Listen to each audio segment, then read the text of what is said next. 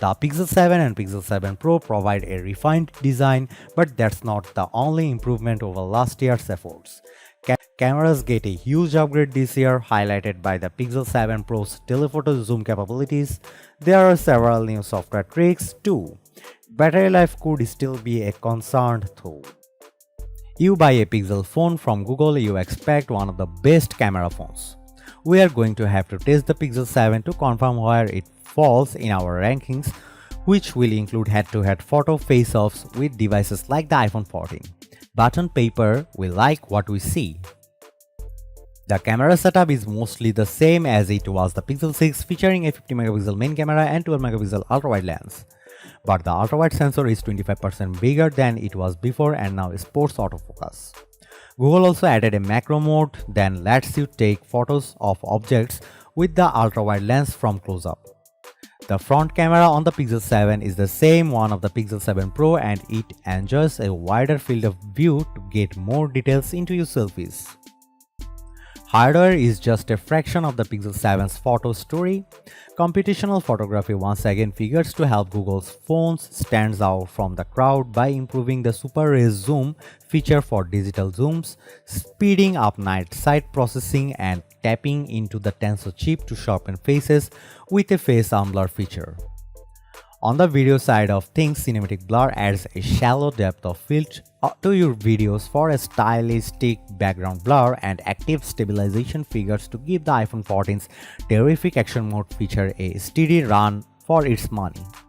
In short, this is a powerful camera phone whose feature set extends beyond just the front and the rear lenses.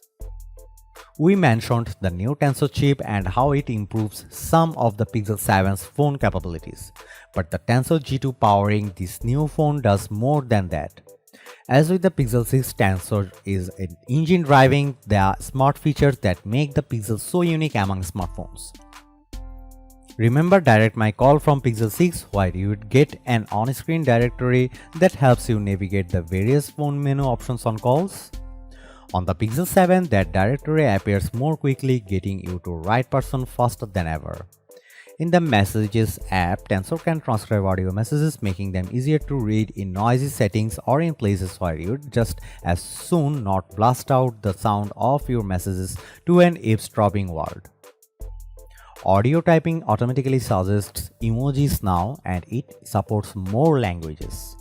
That's just a sample platter of what the Tensor G2 can do for you. The Pixel 6 already laid claim to putting the smart in a smartphone, and the Pixel 7 should take things even further. In the years since the Pixel 6 came out, phone displays have gotten brighter.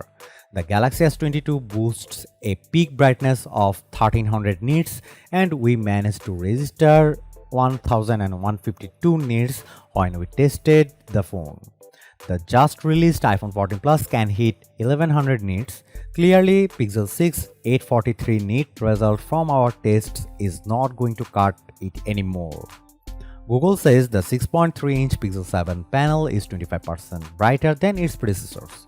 That may not sound like much, but it should be a big enough boost to make the Pixel 7's screen quite visible in bright sunlight. Our testing will confirm for sure, but we like the fact that Google is acknowledging it needs to keep up with the best devices in its class. I was a big fan of the Pixel 6 look, which helped that phone stand out from the other Android phones. That horizontal camera bar isn't just distinctive, though it also keeps your phone from wobbling when you set it down with the screen facing up. In a world of rear camera arrays that just out, that also sets the Pixel lineup apart. It's great that Google is retaining the look for the Pixel 7. It's even better that the look has been refined.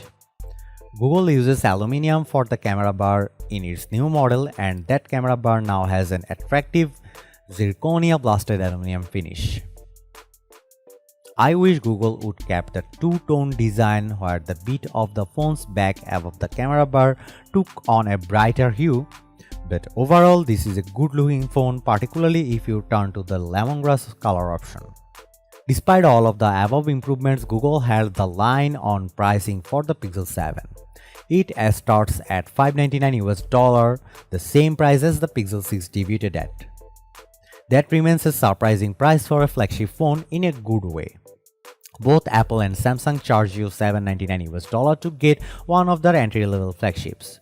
The OnePlus 10T is more affordable $649, but it's noticeable downgrade from the OnePlus 10 Pro, particularly when it comes to cameras. The Pixel 7 may not have the telephoto lens that the Pixel 7 Pro does, but in other key areas it matches its more expensive sibling. Put another way, you can buy the Pixel 7 and keep an extra $200 in your pocket compared to buying another flagship. That's a pretty compelling argument when all of us are watching every dollar we spend. There's no way to sugarcoat this. Battery life on the Pixel 6 was subpar. Last year's Google flagship lasted 8 hours and 13 minutes on our battery test, in which we can make phones surf the wave over cellular until the battery dies. An average smartphone can last more than 1.5 hours longer. Google says the Pixel 7 offers all the battery life, and an extreme battery saver feature lets you eke out 72 hours of usage.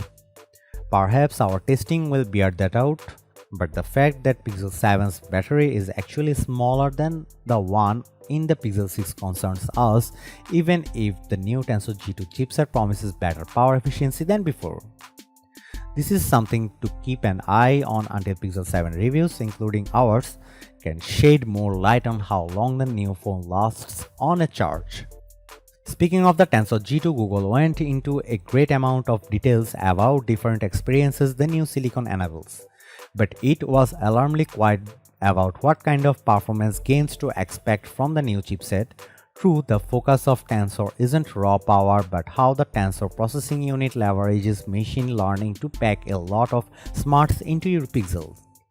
But you do want your smartphone to keep up with some of the other top performers out there. And let's face it, the Pixel 6 did not prove much of a match for Android phones powered by the latest Qualcomm silicon. In both Geekbench 5 and 3D Mark Wildlife Unlimited tests, the former measures overall performance, the latter looks at graphic performance. The Pixel 6 trailed the Galaxy S22, which runs on a Snapdragon 8 Gen 1 chipset. In our real-world video encoding test, the Pixel 6 fared better, but it still took 2 seconds longer than the Galaxy S22 did.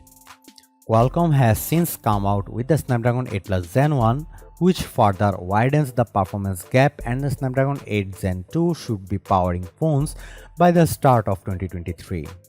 Hopefully, our Pixel 7 testing will indicate that the Tensor G2 can hold its own against the latest and greatest Snapdragon silicon, which would make the Pixel 7 easier to recommend. We are a bit cautious for now though. 3 years of software updates, the amount Google is promising for the Pixel 7 used to be the standard for Android phones. But then Samsung started offering 4 years of Android updates for its flagship devices like the Galaxy S and Galaxy Z series, along with some Galaxy A mid-ranger phones as well. That makes 3 years seem kind of stingy, especially since the Android OS is Google's own creation. Google already supplies lengthy support on the security side of things, with the Pixel 7 family guaranteed 5 years for security coverage. Surely Google can track on an extra year of software support to match Samsung. People are holding on to their phones longer these days, and phone makers need to adjust their software support policies to reflect that. If you want a flagship phone but hate paying top dollar to get, the $599 price of the Pixel 7 may be too good to resist. The photo capabilities and tensor-fueled smarts help set this phone apart, and the Pixel 7 adopts the Pixel 6 stellar looks in a winning way. Anyone who placed a premium on photography should at least give the Pixel 7 a good long look. There are some questions that only testing will be able to answer, namely whether the battery life is better than before and what kind of everyday performance the Pixel 7 delivers. If you share those concerns, you should press pause on any purchase at least until more test data becomes available.